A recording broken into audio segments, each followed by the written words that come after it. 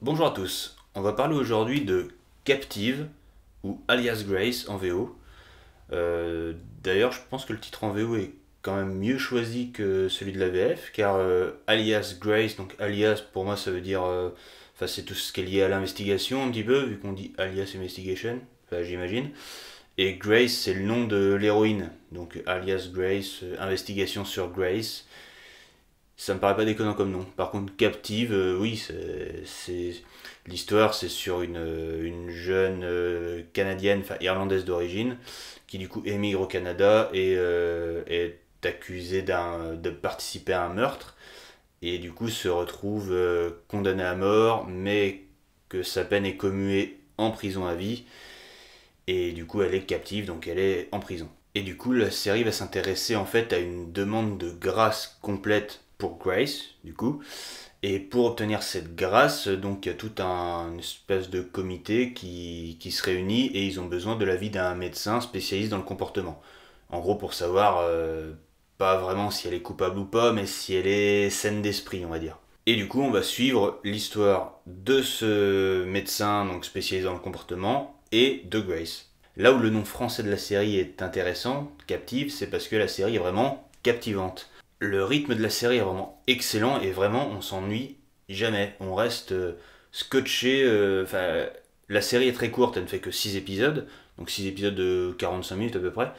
Et je les ai regardés en deux fois, donc en deux soirs.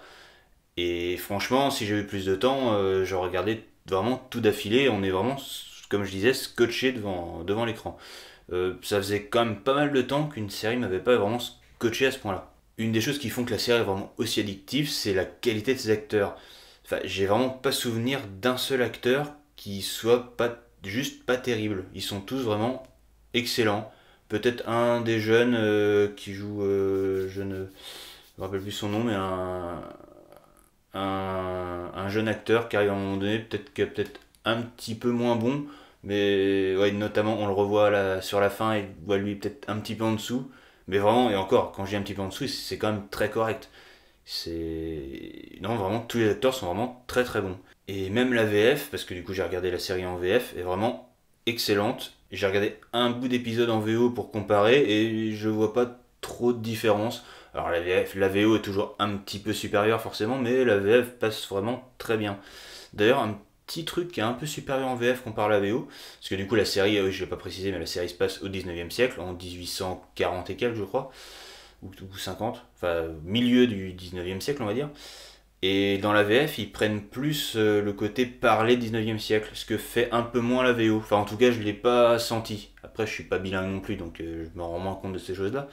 Mais en tout cas, dans la VF, il y a vraiment un effort qui est fait pour le parler un peu 19e siècle. D'ailleurs, en parlant de l'époque, le Canada du 19e siècle est vraiment super bien reproduit.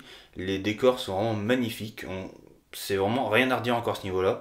Tout est vraiment nickel. Le seul vrai défaut de la série, et c'est quand même quelque chose qui peut empêcher d'entrer dedans, c'est qu'en fait la série se passe principalement à deux époques différentes qui sont séparées dans à peu près une quinzaine d'années.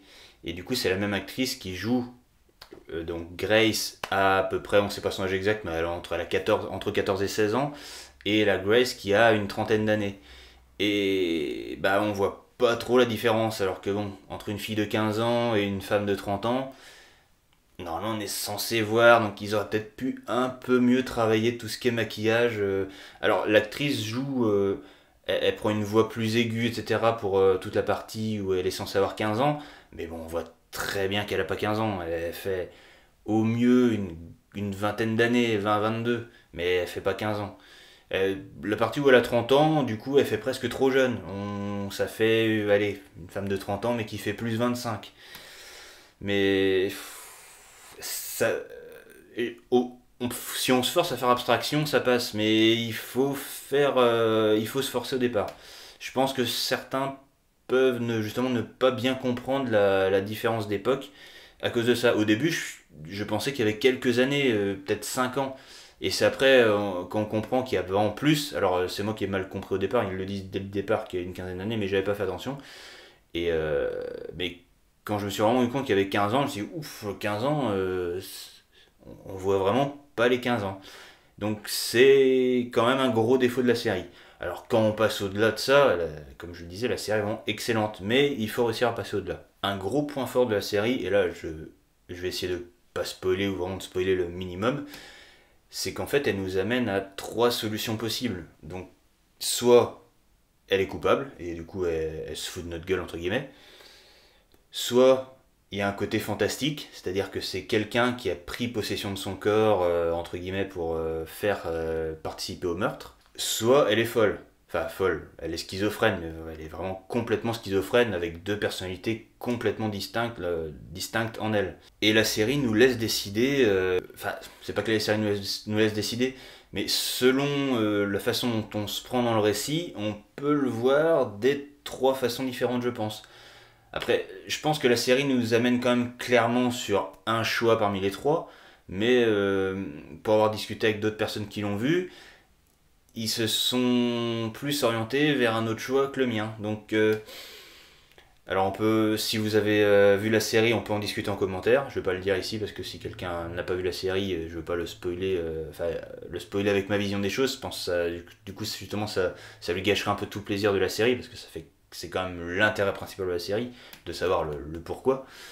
Mais ouais, pour moi, ça pousse quand même plus vers un côté que les autres. Vous aurez donc bien compris que pour moi, c'est vraiment une série excellente, malgré le fait qu'elle soit courte. Et j'imagine mal qu'ils puissent faire une saison 2. Enfin, après, ils arrivent à faire des saisons plusieurs saisons sur des séries, des fois, on se demande comment. Mais bon, je pense pas qu'il y aura de saison 2. Je pense que c'est une série vraiment standalone sur une seule saison. Mais c'est vraiment une série excellente que je vous conseille absolument. C'est pas une série d'action, mais c'est pas mou, comme je disais, c'est très rythmé, il se passe beaucoup de choses. Donc c'est une série où on ne s'ennuie pas. Donc voilà, à part vous la conseiller le plus que je peux, je sais pas quoi faire. Mais en tout cas, ceci est mon avis, et il faut vous forger le vôtre. À la prochaine.